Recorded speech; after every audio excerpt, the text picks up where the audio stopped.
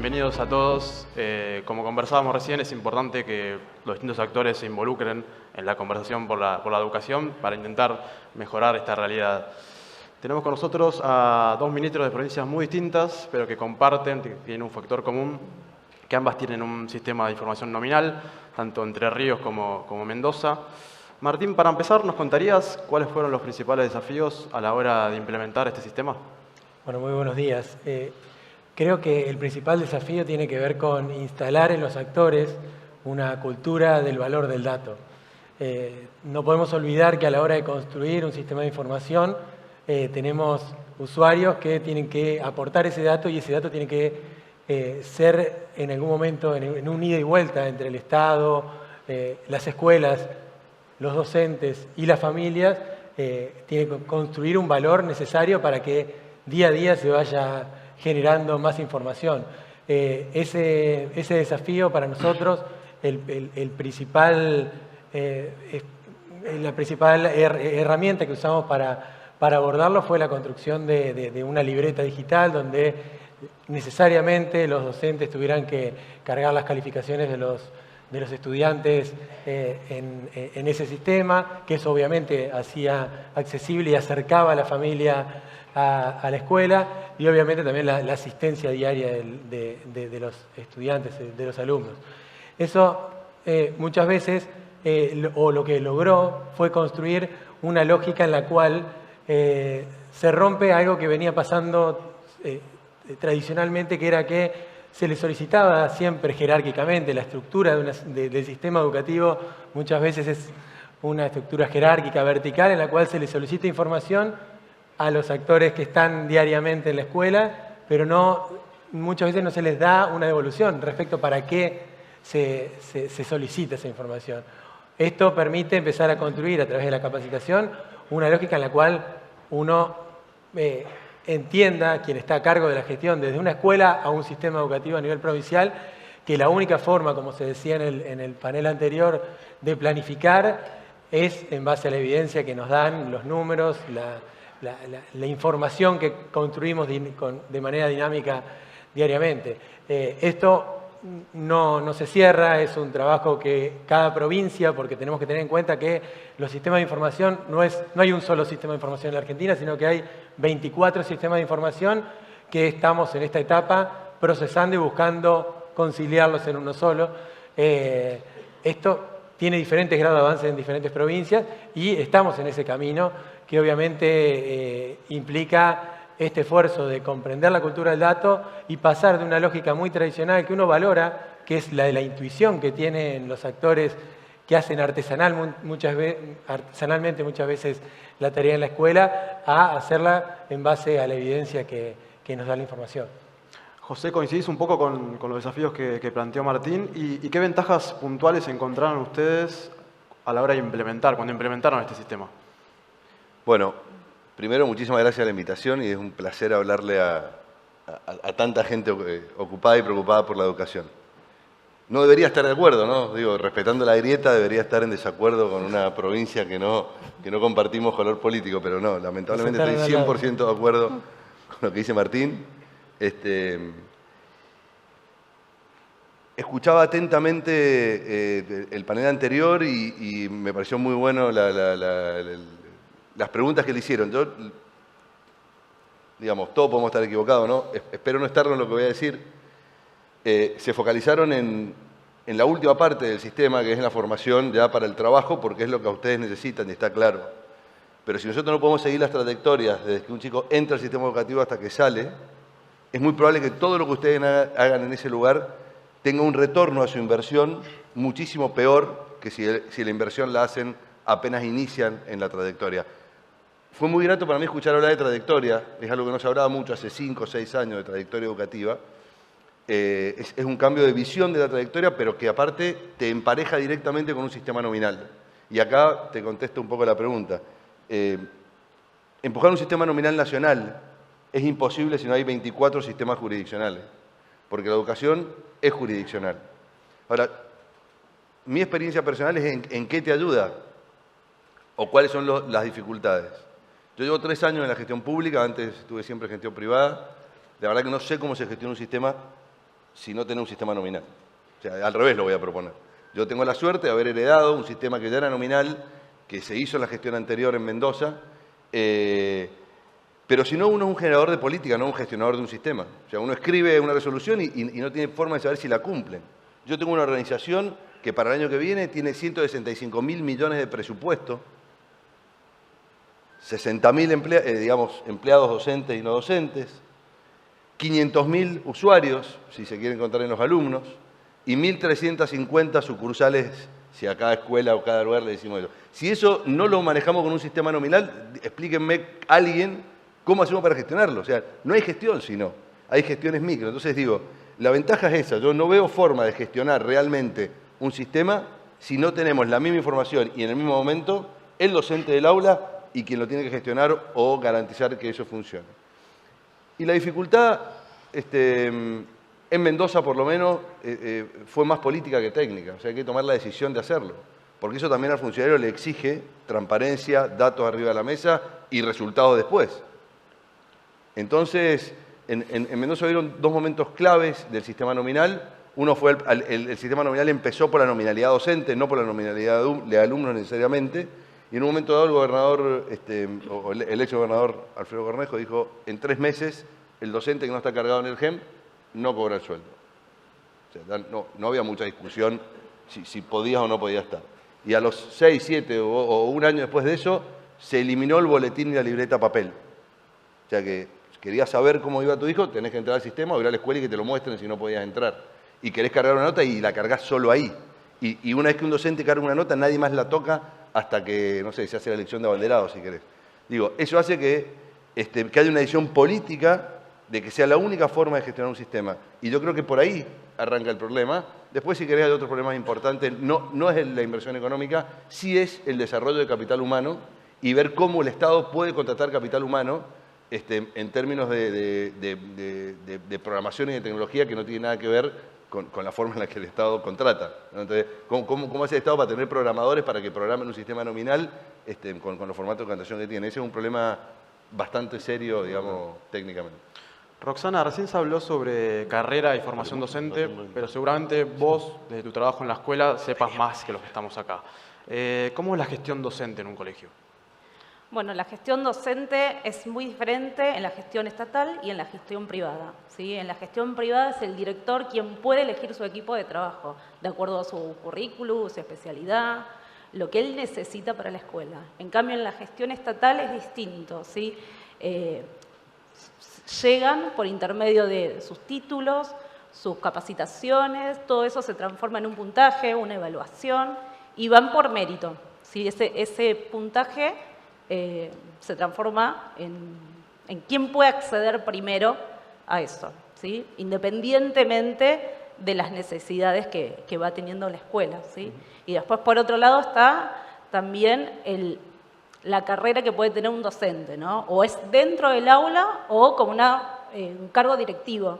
Y eso se accede por medio de una evaluación, de un concurso que se hace, una instancia, una evaluación. Entonces, capaz que tendríamos que pensar y valorar un poco más al docente, al director, y pensar una carrera, algo que tiene que ser, algo que tiene que ser más completo, ¿no? No solamente una instancia, sino que esté realmente preparado para enfrentar las realidades que tiene la escuela. Quizás pensar en una carrera más horizontal para los docentes. Verónica, desde tu experiencia en el mundo empresario, ¿cómo pueden las empresas ayudar a mejorar la realidad educativa? Bueno, creo que mucho se ha hablado y voy a estar muy de acuerdo con muchas de las cosas que se dijeron. Yo vuelvo al dato principal, ¿no? Y acá hago una invitación a pensarlo. De cada 100 alumnos que comienzan el primario, recién se dijo, solo 16 terminan el secundario con los conocimientos y demás básicos. ¿Qué pasaría en nuestras empresas si nosotros tenemos esa misma relación y tenemos de cada 100 solo 16 colaboradores que pueden cumplir con eso, ¿no? Creo que sería un tema en agenda, que estaríamos en un estado crítico.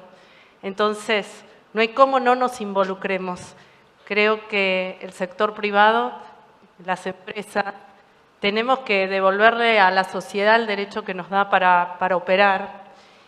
Y si vuelvo a, ¿no?, ceder para crecer. Si pienso en crecimiento y no pienso en los chicos, las chicas, los jóvenes, bueno, creo que no vamos a tener crecimiento, no vamos a tener futuro. El gran punto es cómo el sector privado puede aportar. Y ahí tal vez voy a decir algo polémico. Yo creo que los empresarios no sabemos de educación. Lo que sí tenemos que hacer es apoyar al Estado en las políticas públicas, porque solo de esa manera vamos a lograr una transformación real y un impacto real. Y desde ahí, en ese acompañamiento es nuestro rol, para que sea algo sostenible en el tiempo. ¿Cómo? Con alianzas, con acuerdos, trabajando en conjunto, Estado, instituciones y especialistas, ¿sí?, quienes saben realmente de educación. Nosotros podemos hacer un montón de cosas. Y recién se preguntaba, ¿no?, ¿quiénes de acá sí trabajan, hacen algo por la educación? Muchos tenemos muy buena voluntad y podemos hacer un montón, pero para realmente cambiar la educación, esos programas individuales pueden ser creativos, pero son, vuelvo a insistir, con muy buena voluntad, parches de corto plazo. Si queremos hacer algo realmente transformador, sí o sí tenemos que trabajar con los estados. Y ahí un poquito escuchaba esto del sistema no binario, pensaba en nosotros, que nos basamos en datos, y pienso es hacer visible lo invisible. Si no tengo los datos, si no sé por dónde estoy, tengo que hacer visible lo invisible, trabajar sobre esas necesidades puntuales, invertir en eso, ¿sí? Entonces es sumamente necesario trabajar, creo yo, con los estados subnacionales, con las provincias, que a partir de ahí podemos hacer un gran cambio, ¿no? Justamente una de las propuestas fue incentivar la articulación pública-privada. ¿De qué manera crees que se puede lograr esa articulación? Yo creo que es posible esa articulación y vuelvo, ¿no? Acá si preguntamos, podemos ser todos de distintos partidos políticos, podemos tener todas distintas ideas, estamos distintos empresarios y todos estamos de acuerdo en que tenemos que hacer algo con la educación. Eso estamos todos de acuerdo. Entonces, debería ser hasta fácil, ¿sí? Bueno, no es tan sencillo, pero sí es posible. Yo puedo decir desde mi lado el caso más concreto que puedo traer desde la empresa en la que trabajo. Nosotros desde Natura, a través de la Fundación de Instituto Natura, trabajamos hoy con varias provincias argentinas, incluida acá, que ustedes hablaron de grieta, pero trabajamos en conjunto y trabajamos muy bien y podemos desmitificar esto de la grieta, ¿no es cierto? Entonces, por ejemplo, en Entre Ríos había una problemática. Gracias a los datos hay una problemática, y vos corregime cualquier cosa si estoy diciendo algo que no está bien, pero entendimos que había que trabajar sobre alfabetización, sobre el nivel inicial. Bueno, objetivo, lo tenemos. ¿Nosotros sabemos de eso? No, nos tenemos que asociar con especialistas, nos asociamos con DALE. Y ahí, ¿cómo aportamos nosotros? Uniendo, haciendo esos lazos, aportando materiales, capacitaciones para quienes alumnos, docentes, y así generas impacto. En Mendoza, otra realidad, el objetivo era trabajar sobre la transformación del colegio secundario. ¿Por qué? Porque los chicos necesitan nuevas competencias para la realidad actual. Bueno, ahí trabajamos con CIPEC, nos articulamos, Estado, especialistas, empresas. Bueno, y ahí aportar técnicamente, ¿sí?, junto con gobierno, para hacer una implementación de una gestión integral. Si vieron ahí el impacto que tiene, realmente es un impacto escalable. Y esto nace de una provocación, ¿no? Nosotros realmente solo vamos a ser exitosos si aportamos en algo que cambie. A mí me encantaría volver al coloquio el año que viene y que no sean 16 de 100. Ya podamos hacer un cambio y que desde acá lo podamos lograr, ¿no? Y se habla de inversión en educación y voy a trillar una frase, pero creo profundamente que si seguimos creyendo que invertir en educación es caro, estamos probando con la ignorancia, ¿no? Y nos está saliendo bastante más caro. Gracias. Roxana, ¿crees que hoy los alumnos salen con los conocimientos necesarios para el mundo del trabajo? O más bien, ¿cuán lejos estamos de lograr que salgan con los conocimientos necesarios? Creo que en muchos casos no, que carecemos de algunos recursos y a veces es difícil llegar a esa práctica, ¿no? Pensamos prepararlos para el mundo del trabajo y los chicos no tienen las computadoras en las escuelas para trabajar, no tienen conectividad. Entonces, capaz que hay que replantearse esas cosas y pensarlo también un poco distinto, ¿no? Pensar también en el diseño curricular, si tendríamos que hacer modificaciones, sumar horas que tengan que ver con robótica, sumar prácticas profesionalizantes, que ellos tengan realmente esa conexión con el mundo del trabajo y que sea real. Prepararlos y prepararlos dentro de la escuela antes que se egresen. Es necesario. Martín, se suele decir que la secundaria hoy no cumple las expectativas de esta época, que los chicos no salen con las habilidades que se necesitan. ¿Se necesita una reforma profunda en el nivel secundario? Sin duda, es que la transformación de la escuela secundaria es, junto con el objetivo, por ejemplo, que estamos trabajando con Natura, que es que los chicos y chicas lleguen al 4º grado sabiendo leer y escribir de manera adecuada y fluida, el secundario tiene que transformarse. En primer lugar, tenemos una prioridad, que es que terminen, no solo salgan con las capacidades y competencias que bien señalaba Roxana, sino que los chicos que empiezan, que afortunadamente en la Argentina el paso de la primaria a la secundaria tiene un nivel prácticamente de universalidad y es un valor en el cual debemos pararnos, logren terminar en tiempo y forma.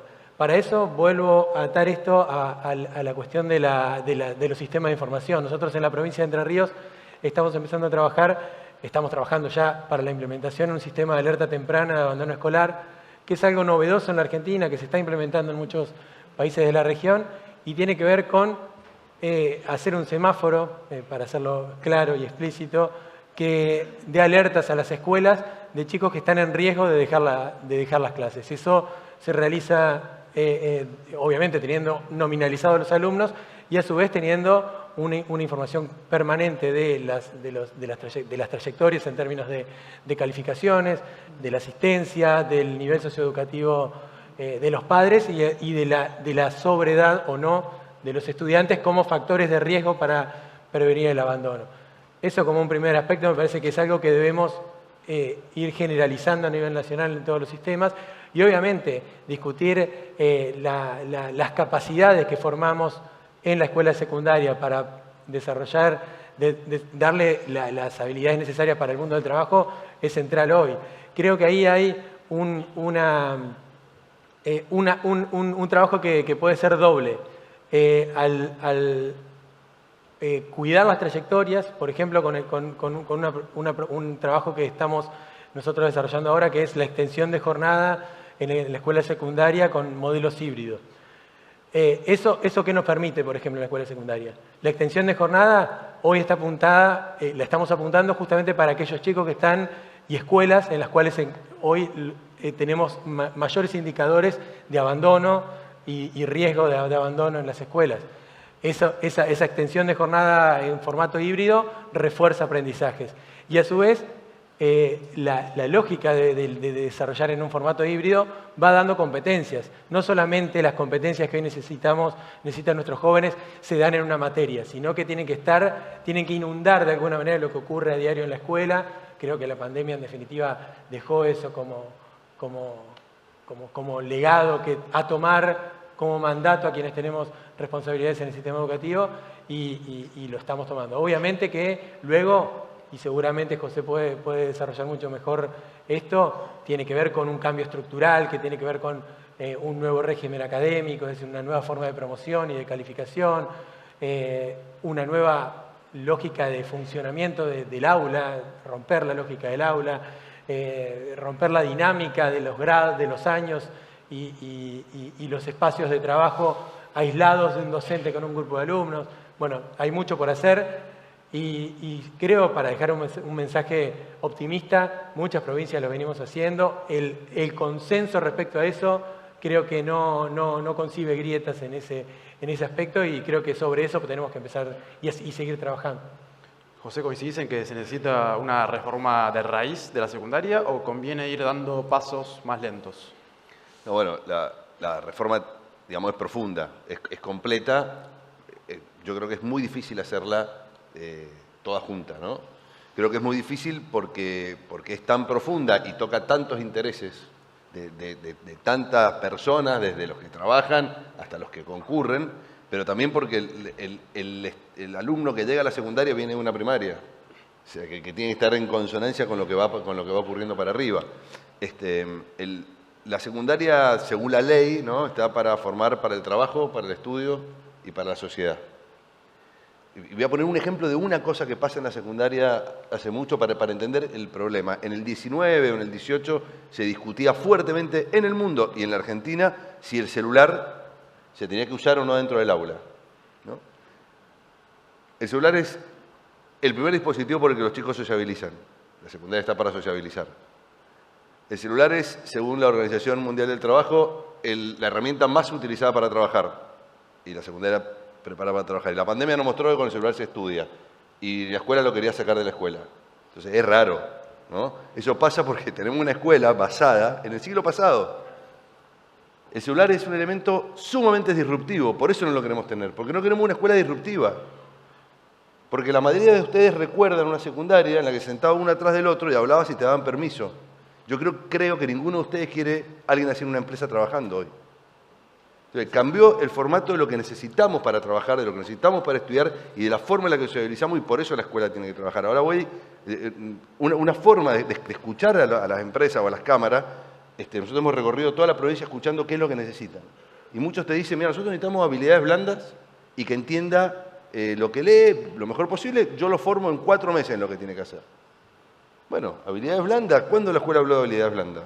O sea, habilidades blandas arranca en sala de 4, no en primero de secundaria. Entonces, si vos garantizás una primaria que te da habilidades blandas, algo de razonamiento matemático, algo de pensamiento científico y obviamente comprensión lectora, casi que asegurás un tránsito por una secundaria. Ahora, por esta secundaria que te forma de una forma en la que tocaba el timbre para comer la merienda, digamos, como en la industria del siglo pasado, o una secundaria digamos, más con un perfil de chicos emprendedores, autónomos, con mucha capacidad de trabajo en equipo y demás, no ya para que sean solo emprendedores, sino para que en cada una de sus empresas puedan tener ese tipo de trabajo de la forma que se trabaja. Y ahí creo que ese cambio, que es estructural, vaya a poco.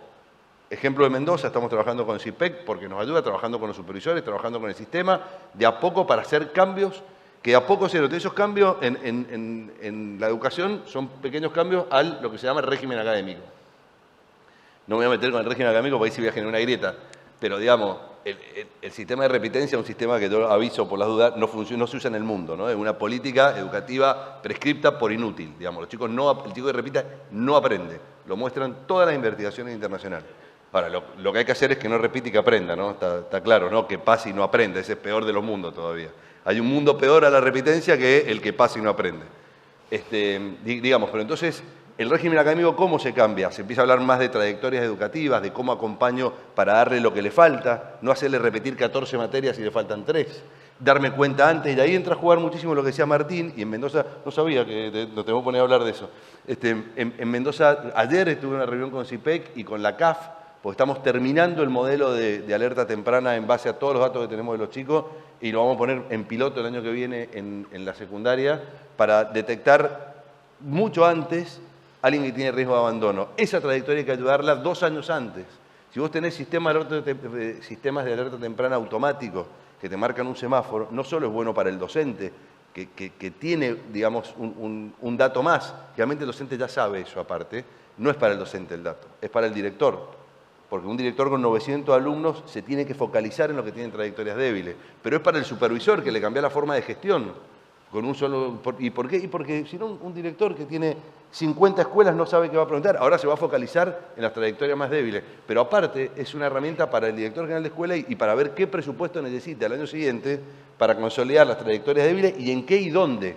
Y como señalaba alguien del panel anterior, en qué lugar de la provincia, en qué sectores. Uno lo supone, lo ve. Pero cuando lo tenés parametrizado con un mapa de calor en la provincia y sacás una determinada cantidad de escuelas y te das cuenta que en las otras nadie repite o va a abandonar, es interesante. Y para poner un ejemplo similar al de Martín, en Mendoza volcamos, en Mendoza hacemos hace 2 años un censo de fluidez lectora, que es escuchar leer 1 minuto a todos los chicos de primaria. Y con eso se pone el sistema nominal. Escuchamos leer cuántas palabras lee por minuto, se carga cuántas palabras lee por minuto y eso genera distintas políticas de intervención.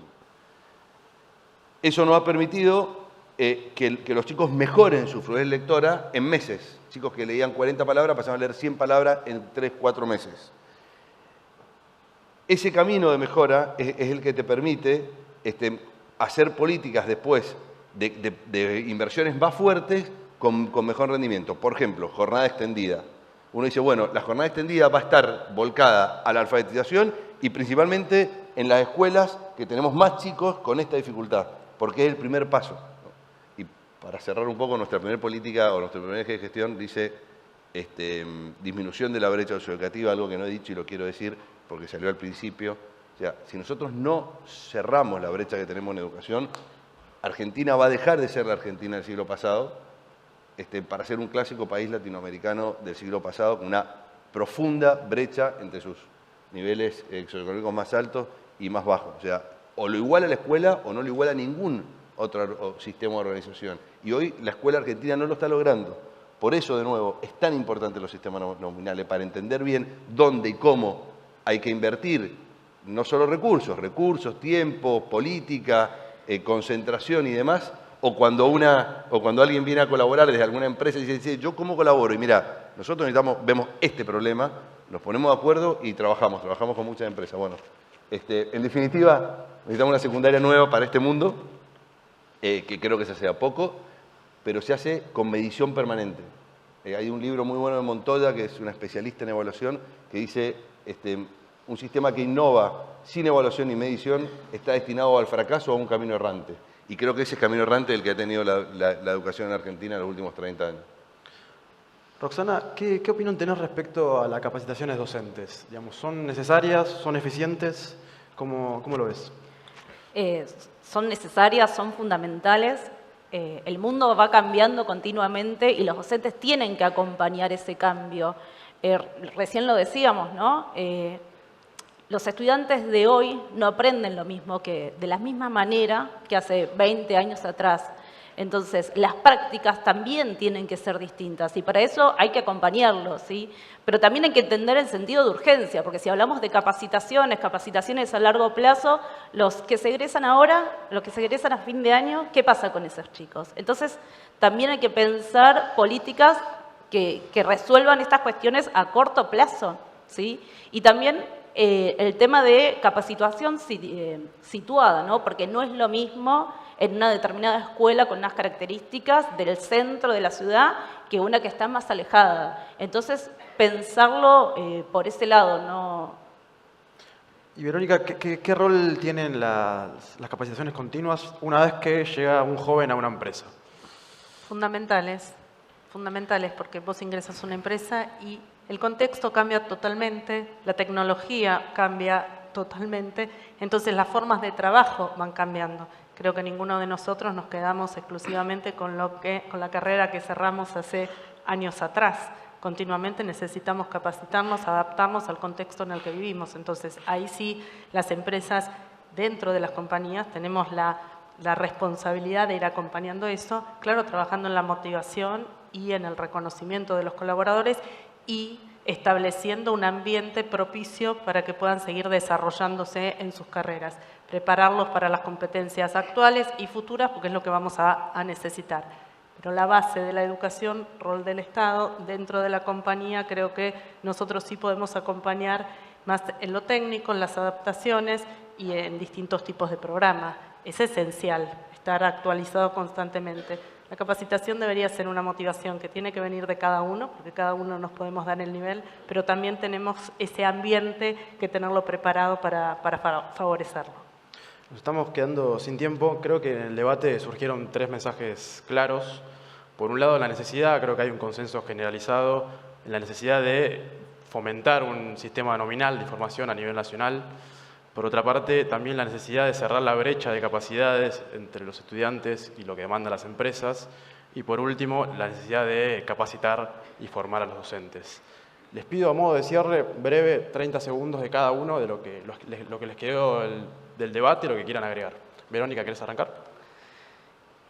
La transformación de un sistema de educación es posible. No es una tarea fácil, pero es posible y nuestro aporte tiene que ser a través del apoyo al Estado con la implementación de políticas públicas. Roxana.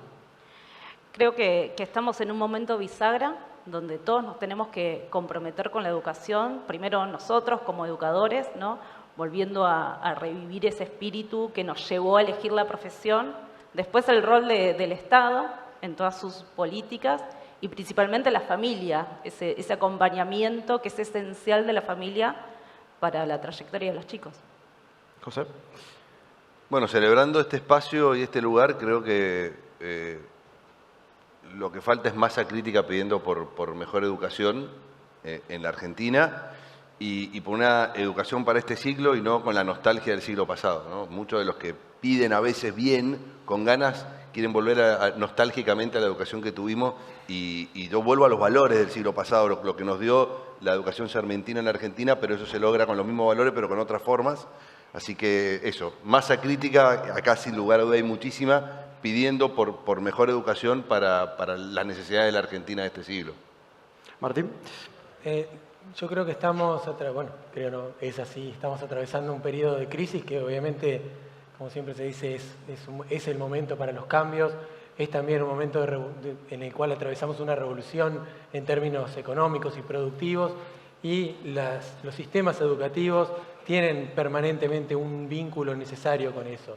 En la medida en que estos espacios que uno celebra sirvan para darle el perfil a nuestro país en términos de desarrollo, sin duda que eso va a ordenar también el sentido que le queremos dar a la escuela, así que ese diálogo tiene que estar necesariamente parados desde ese punto de vista. Creo que ahí nosotros obviamente tenemos que tener la responsabilidad y la convicción, como se dijo en toda esta mañana, de querer ser nación, de querer tener una sociedad en la cual estemos todos y la construyamos juntos. Y la escuela es el lugar por excelencia, es el único lugar, diría yo, que hoy nos queda en cada rincón del país, en cada una de nuestras provincias, donde la idea de comunidad puede ser posible. Así que cuidémosla y fortalezcámosla. Les agradezco mucho a los cuatro por la calidad de sus intervenciones y por la apertura al debate. Los despedimos con un fuerte aplauso. Gracias.